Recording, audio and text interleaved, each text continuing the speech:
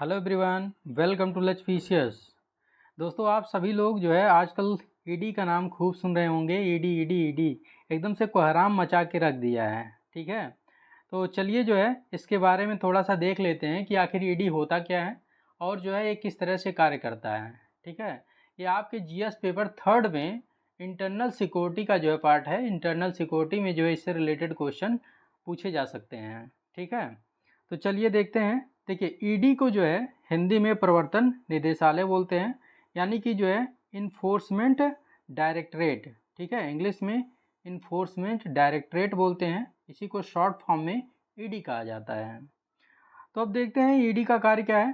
तो जो गैर कानूनी वित्तीय अपराध होते हैं उस पर जो है ये जांच करता है और कार्रवाई करता है। यदि कोई जो है आर्थिक अपराध करता है या विदेशी मुद्रा कानून का उल्लंघन करता है तो उसके खिलाफ जो है ये कार्रवाई करता है और जांच करता है। ठीक है, ये जो है भारत सरकार के वित्त मंत्रालय के राजस्व विभाग के तहत जो है कार्य करता है। तो याद रखिएगा, यहाँ से क्वेश्चन प्री में भी पूछा जा सकता है, इस समय खूब चर्चा में है।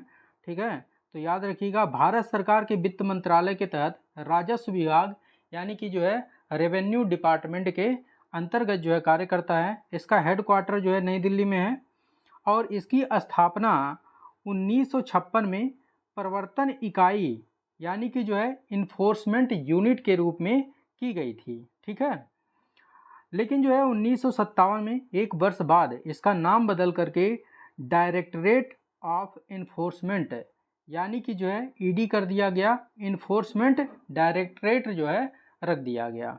ठीक है, चलिए अब देखते हैं ईडी किन कानूनों के तहत रहते हुए जो है कार्य करती है। देखिए, 3 कानून हैं जो कि बहुत ही महत्वपूर्ण हैं। इसी के तहत जो है ईडी के द्वारा कार्य किया जाता है। जितने भी आर्थिक अपराध होते हैं उस पर जो है ये जांच और जो है कार्रवाई करता है। ठीक है, तो ईडी का यही काम है। ईडी जो है फेमा, पीएमएलए, देखिए पीएमएलए जो है इस समय खूब चर्चा में है। इसी के तहत जो है दिल्ली के मुख्यमंत्री अरविंद केजरीवाल को जो है गिरफ्तार किया गया है। ठीक है, और एक है एफईओए। ठीक है, ये 3 कानून हैं। तीनों के तहत जो है ईडी जो है कार्रवाई करती है और जांच करती है। ठीक है, अब देखिए, पहला कानून है विदेशी मुद्रा प्रबंधन अधिनियम 1999 यानी कि जो है फॉरेन एक्सचेंज मैनेजमेंट एक्ट। ठीक है, इसका फुल फॉर्म है फॉरेन एक्सचेंज मैनेजमेंट एक्ट। इसके तहत जो है यदि कोई जो है विदेशी व्यापार से संबंधित अनियमितता होती है, जैसे कि जो है फॉरेन एक्सचेंज नियमों का यदि उल्लंघन किया जाता है तो इसके तहत जो है जांच और जो है कार्रवाई ईडी के द्वारा किया जाता है। ठीक है, दूसरा है prevention of money laundering act 2002 जो खूब चर्चा में है इस समय, पीएमएलए। ठीक है, इसका पूरा नाम क्या है?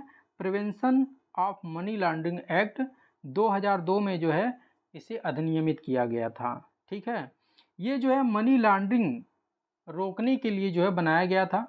मनी लॉन्ड्रिंग क्या होता है? देखिए, जो पहले आप समझ लीजिए जो है ब्लैक मनी क्या होता है। ब्लैक मनी वो होता है जिस पर जो है टैक्स नहीं पे किया जाता है। देखिए, यदि आपका जो है किसी भी तरह से कुछ इनकम होता है तो उस पर जो है सरकार को आपको टैक्स पे करना पड़ता है।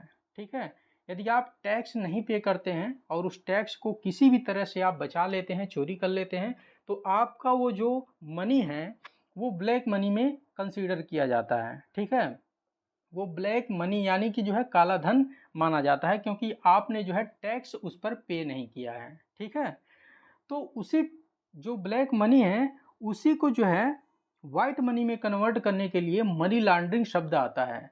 लॉन्ड्री का मतलब क्या होता है? लॉन्ड्री का मतलब होता है कपड़ा धुलना। ठीक है, और कपड़ा जो है जो गंदा होता है उसी को धुला जाता है, यानी कि जो है काले से जो है सफ़ेद किया जाता है लॉन्ड्री में कपड़ा।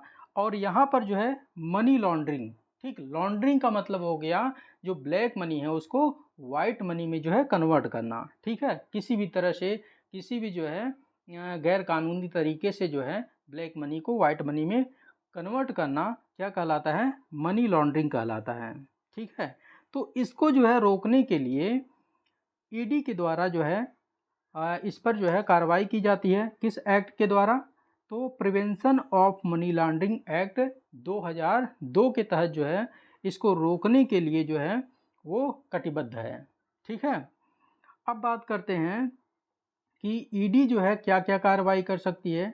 तो मनी लॉन्ड्रिंग में यदि कोई फंस जाता है तो उसकी संपत्ति को जो है जब्त कर सकती है, छापा मार सकती है और उसकी गिरफ्तारी कर सकती है। ईडी के ताकत को आप जो है इस तरह से समझ सकते हैं कि वो बिना पूछताछ के भी संपत्ति को जब्त कर सकती है, बिना वारंट के जो है गिरफ्तारी कर सकती है। इतना पावर है ईडी के पास, ठीक है, बिना वारंट के भी गिरफ्तारी कर सकती है। ठीक, देखिए तीसरा एक्ट है फ्यूजिटिव इकोनॉमिक अफेंडर्स एक्ट, यानी कि जो है FEOA 2018 में इसको जो है अधिनियमित किया गया। इसकी आवश्यकता क्यों पड़ी? एक्चुअली जो है 2018 में महसूस हुआ कि बहुत सारे ऐसे लोग हैं जो बैंक से जो है लोन ले लेते हैं, जैसे नीरव मोदी हो गए, विजय माल्या हो गए। बैंक से लोन लेने के बाद ये विदेशों में भाग जाते हैं, जैसे लंदन वगैरह जो है चले जाते हैं, ठीक है, भाग जाते हैं। तो ऐसे जो है अपराध को रोकने के लिए ईडी को जो है एक और जो है कानून बना करके दिया गया। उसको क्या कहते हैं? FEOA कहते हैं, ठीक है, यानी कि फ्यूजिटिव इकोनॉमिक अफेंडर्स एक्ट।